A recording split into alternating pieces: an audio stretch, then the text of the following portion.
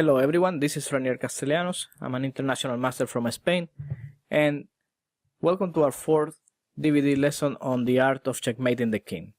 In this lesson we will learn more about the sacrifice on h6 and h3. In the diagram we have the game between Grandmaster Vladimir Burmakin and Vladimir Baklan. Baklan is a very strong Grandmaster from Ukraine, and Burmakin is from Russia, and he is a very strong player who is usually above the 2600 elo. In the game Baklan is playing with the white pieces. You can see that white has some space advantage, some prospect for an attack on the king side, but the most important thing, the most relevant thing, is that black's pawn is on h6 and not on the usual square h7. Now this is a major weakness here because white can start an attack very easily by means of a sacrifice on h6. The first move Baklan played in this position was queen h5, pointing at h6. Now, Burmakin played queen e8. I think there is no solution to this position, at least I don't see one. For example, king h7 stops for the moment, bishop takes on h6, but knight e3 with the idea of knight g4 is very good for white. The game could continue with queen e8, and now queen g4, not knight g4, because knight g4, black plays f5 and is attacking the queen on h5, so it's better to play queen g4, and then white has plans like, let's say, knight to f4, knight h5, and later f4 and f5 with the winning attack. So queen e8 looks like the only reasonable move besides king h7, but then this does not stop white from taking the pawn on h6, as he did. After g takes on h6, queen takes on h6, f6. White now continues with rook a to e1. Well, white has a winning attack. The attack, no doubt, is winning, but also materially speaking, he has 2 pawns for a piece, and this is what often happens with this sacrifice on h6. That is not really a sacrifice. It's white usually gets 2 pawns for the material and also the elastic initiative because the king remains open. So we have to be very careful when we move the kingside pawns, because this sacrifice could be very dangerous in some cases.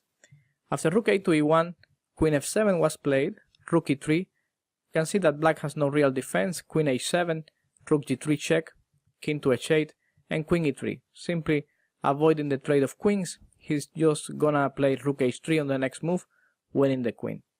So black played queen to f5. Queen e4 makes no difference, as white could simply play queen d2 with the threats of rook e1 and rook h3.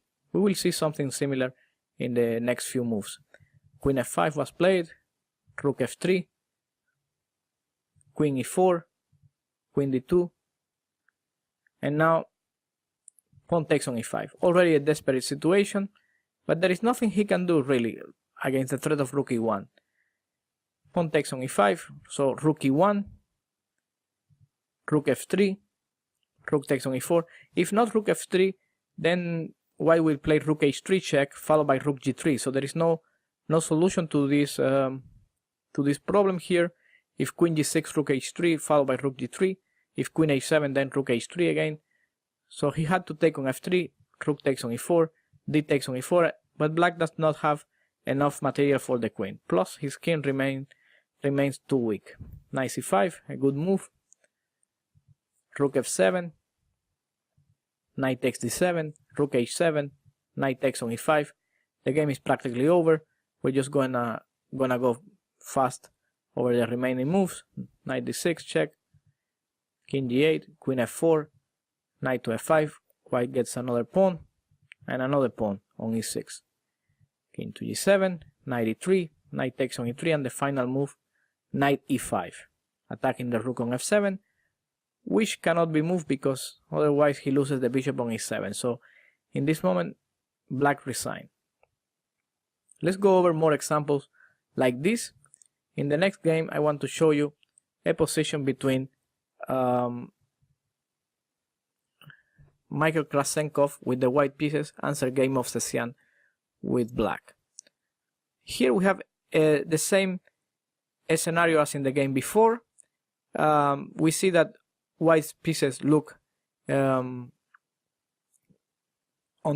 are far away from the king's side, and if the pawn was on h2, of course his king would be more solid, but in this case it is black's turn and he does not miss the chance to play bishop takes on h3. This is a very important move that opens up the white king permanently.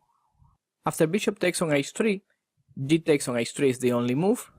Otherwise, if you play f4 for example, then black can continue with queen g3, rook f2, and now knight to g4 is just a winning position. So g takes on h3 and queen takes on h3. Like in the previous example, the plan now is just to accumulate pieces on the king's side and use the fact that the white king is totally open. For example, there is nothing white can do against a move like rook a to d8 followed by d4, or even rook a to e8 and try to pass through the 4th or 5th rank. White played the move f4, then black continued with queen to g3 check. Not the only move to win, also knight g4 was very good. After bishop takes g4, queen takes, king f2, now bishop f6, king h1 is no better. King h1 I can take on a1, queen a1, and now rook a to e8 with a winning position. Black can be threatening at some point d4 or even just rook e4 and rook f to e8. King f2, bishop f6, rook h1, check. This is also winning. Black is going to continue with rook a to e8 and the white king is too open. But queen g3, king h1, and now Mobsesian found a very strong move, d4, creating even more confusion among white's pieces. Now the point is that if pawn takes on e5, he can take on e5, threatening mate on h2, and after rook f4 he can take on e3, and after bishop e3 force, then only now he can take on a1, since white cannot take on a1 because he loses the bishop on e3. So after bishop f2 he keeps the rook under attack and white is unable to take on a1.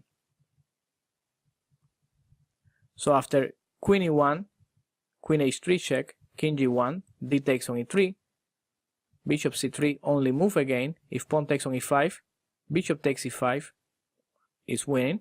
There is no way to stop queen h2 mate.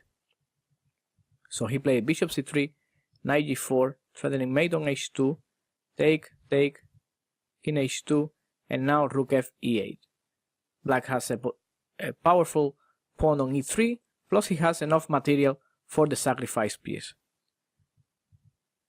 3 pawns for a piece in general, and retains attacking chances. White went queen g3, which is the natural instinct to trade the queens, but I don't think he calculated completely. It's natural to trade the queens, but in this case, simply black could have won with queen takes on g3, king takes, e2, rook fc1 for example, and now bishop takes. Rook fc1 is the only move because black is threatening to take on c3 followed by rook e3, winning the piece back. So rook fc1, take, rook e3 check, king f2, and now e1, and black gets his knight back with 2 extra pawns, and that's enough to win. So black played queen f5, which is also strong, bishop g7, king takes g7, knight b6, rook a to d8, rook e1, all normal plays so far, rook d2 check, king g1, and now rook e4. Black is winning in this position since white cannot take on e3 because of take and queen g4 with mate. So the game went a3, queen f6, knight to c8, queen d4, rook f3, and now he played e2 check, which is possibly not the most precise move. King g2, raw move, perhaps what better was queen f2, and after queen f6, let's say, rook d1, he can take on e4 and queen a1. Now, okay, white can sacrifice the rook, play something like rook e3, and after check, king g2, and it's not so easy to promote the e2 pawn, not so easy at all. But in the game he played the move king g2, and we get a worse version, because after rook d1, knight d6, black can play queen a1, and it's not the same. Black is simply taking on e1, and after knight takes on e4, rook e1, he's threatening rook g1 check, and the rook is not on e3. That's the difference. With the rook on f3, the position is lost. After queen f2, rook g1, take, and e1 queen. So black wins the game. Let's see our next example. This is a game played by Sergei Karyakin with the white pieces against Jovava Badur with black. Okay, Jovava needs no introduction here. He's a very strong player, very creative player with an attacking style that is very rare nowadays. And in 2014, during the Grand Prix tournament, they reached this position in which Jovava played the move bishop takes on h3. You can see here the position is about equal, and it's probably equal after bishop takes on h3 still, but black is not risking much, and this is the nature of this sacrifice on h3. You don't actually risk too much. Maybe it's not enough to win, maybe it's the way to make your opponent make some mistakes, but in general you expose your opponent's king and you get two pawns. So that's enough. Bishop takes on h3, take, queen takes on h3. There is no direct threat, except queen f3 of course, but white will defend the knight. Bishop takes g6, pawn takes g6, and rook e3. Now the position looks like black has nothing on direct to attack the white king, but on the other hand he can continue playing on because he has two pawns, his king is safe, and he can create some threats. Now he played the move g5, which is a very nice looking move. He's threatening bishop f4 or g4, c5, bishop f4, rook b3, and now bishop c7, keeping the bishop. This is important if he wants to attack the king, because the bishop is attacking on h2. Queen c4, queen g4 check. Well, queen g4 check was an option, and after king f1, rook e8 was even a better idea, I think, than in the game. Queen h5, then white play king g2, queen g4 check, king f1, and okay, possibly king g2 was not the best defense, but it's difficult to suggest anything here for white, anything active, I mean. Perhaps he could have played rook takes b7, and after queen f3, rook takes e7, and he has a threat on f7 that give him counterplay. But Karyakin played king g2, check, king f1, and Jovava continued the game with rook e8, taking over the open file. Rook e1, queen h3 check, king g1, rook takes on e1. Well, it's forced to take with the bishop, otherwise bishop h2. So queen g4 check, king f1, and now rook e8, controlling the e file, not letting the white king escape. It's hard to say what does Karyakin need to play here, because there is nothing he can do, I think. There are too many threats in this position.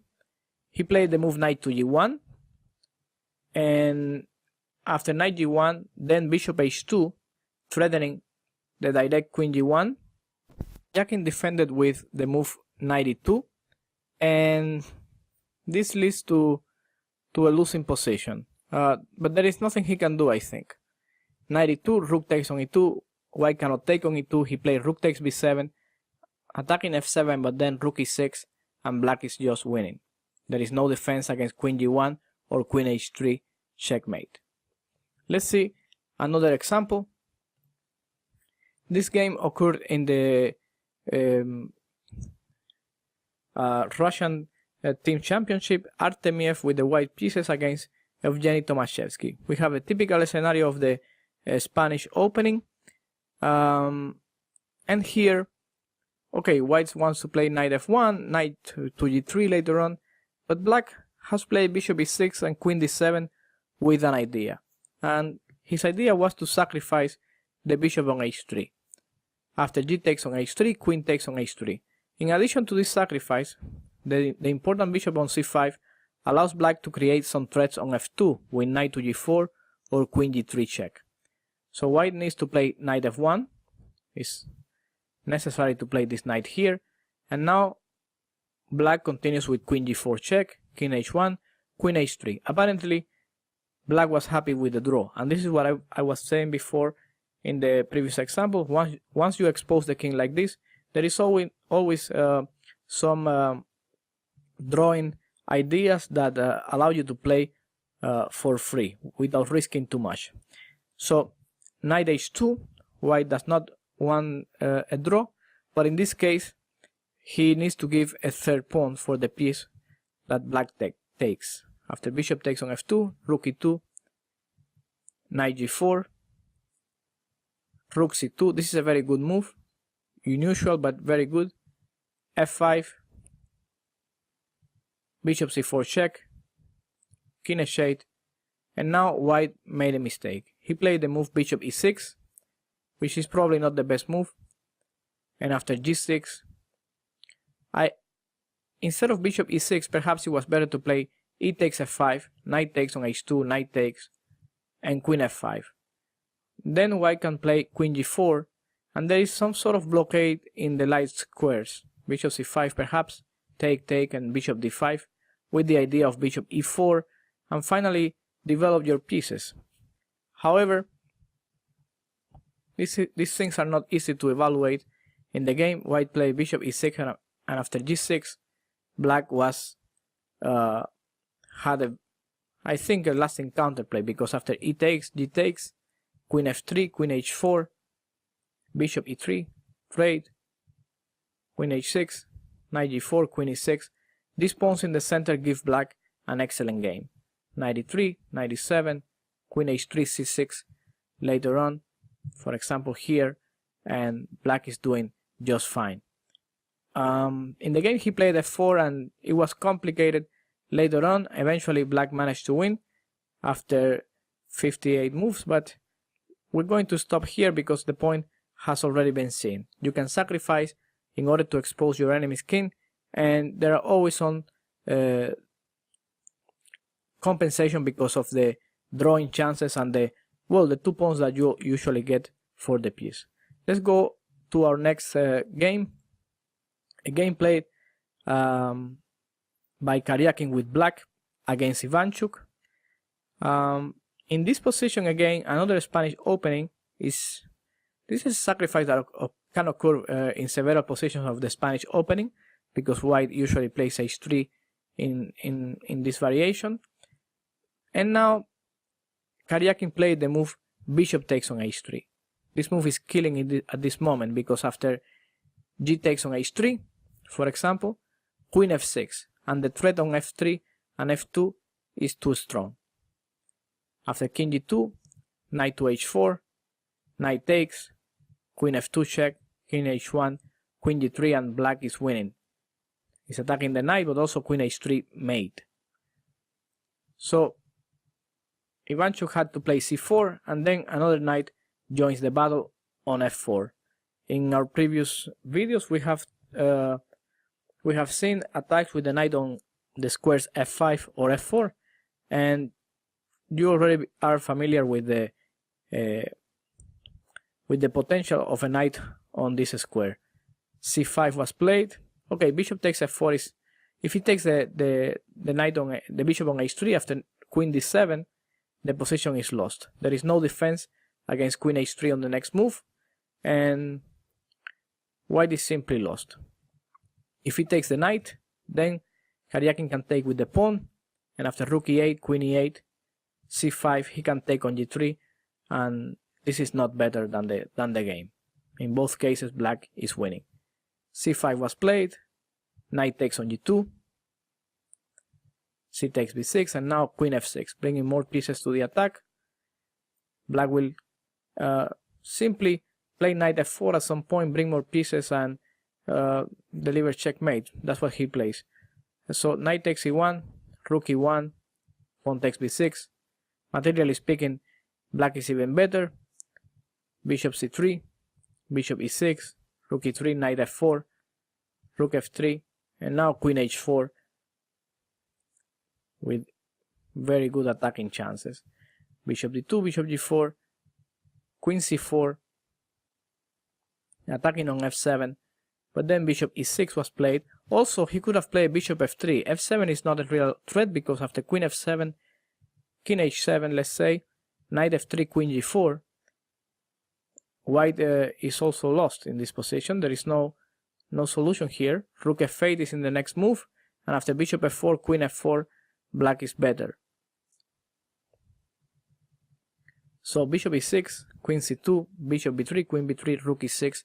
The rest is very, very easy to predict. After a3, rook e8, simply consolidate your advantage. Rook e6, everything is very compact, very well protected.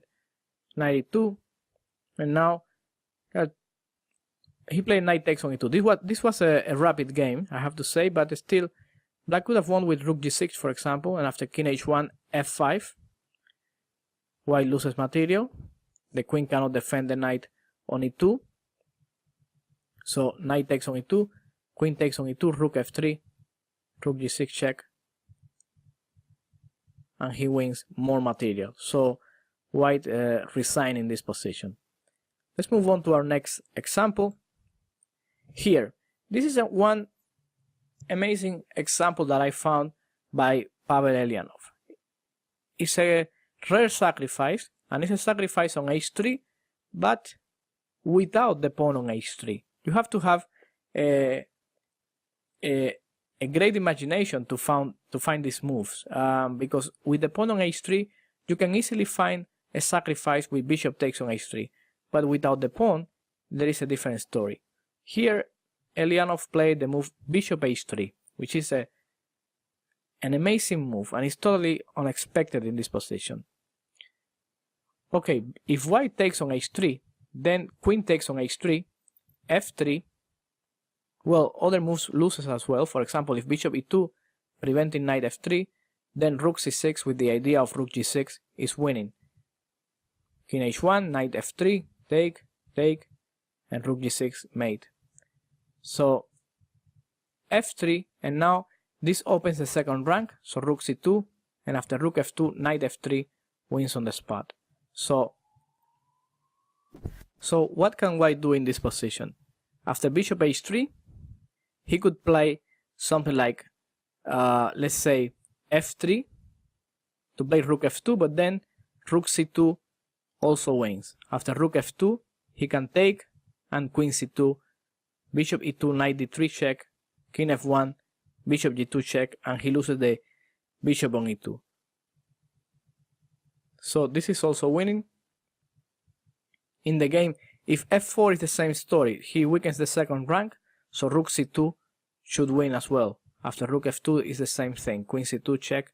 If bishop e2, black can continue with knight d3. So after bishop h3, Madlakov, who is playing white, very strong player with 2682 of rating, he played queen d4, centralizing the queen and trying to bring more forces to the king side. But it's too late for this, because suddenly Elianov played the move knight f3, beautiful sacrifice. You have to take, otherwise you lose the queen, so g takes f3, and now a third sacrifice in a row, rook e4. This move clears the idea is that he cannot take on e4 because queen g4 and queen g2 mate, and if queen d1, it was a possible move, but then rook takes b4, black gets his material back, and white's king remains open. So queen d5 was played, rook takes b4, rook fd1.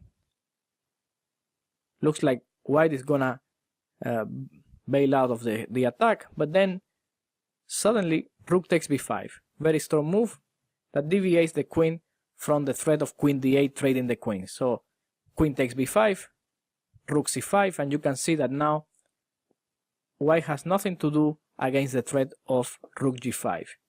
He played rook d8, queen takes d8, queen c5, but now queen f6 with a triple threat, queen g6, queen f3, and also queen a1. So white has no solution to this, and therefore he resigned. It's a very beautiful game by Elianov, and we can see in the starting position again how strong this bishop h3 was. Let's see another example, and this was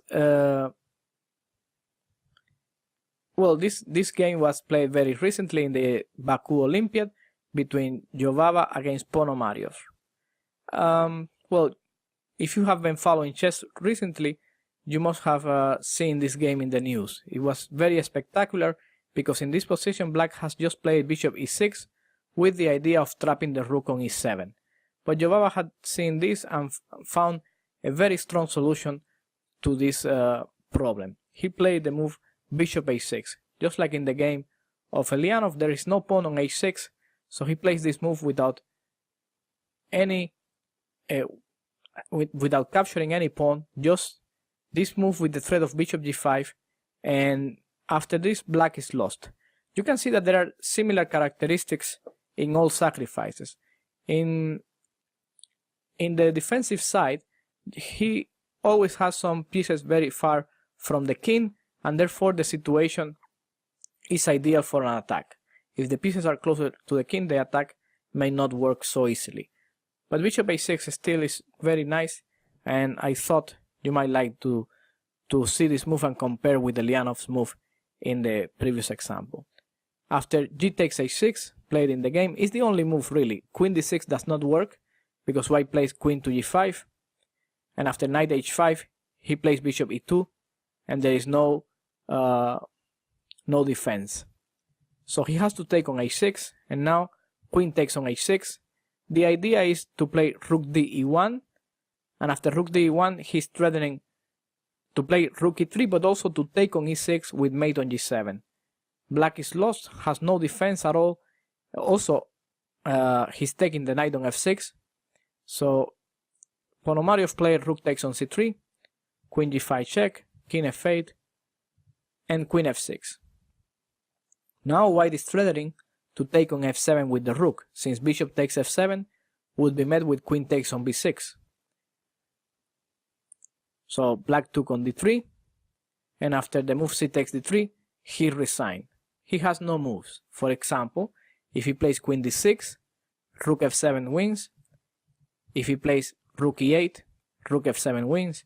And if he plays something like knight to c6, then rook e6 is winning. It's a very nice game by Jovava against Ponomariov. It only lasts 21 moves, and I suggest you see the PGN. Let's see our next example. Well, this is our last example here. Sorry for that. With this we finish our lesson on the sacrifice on a6.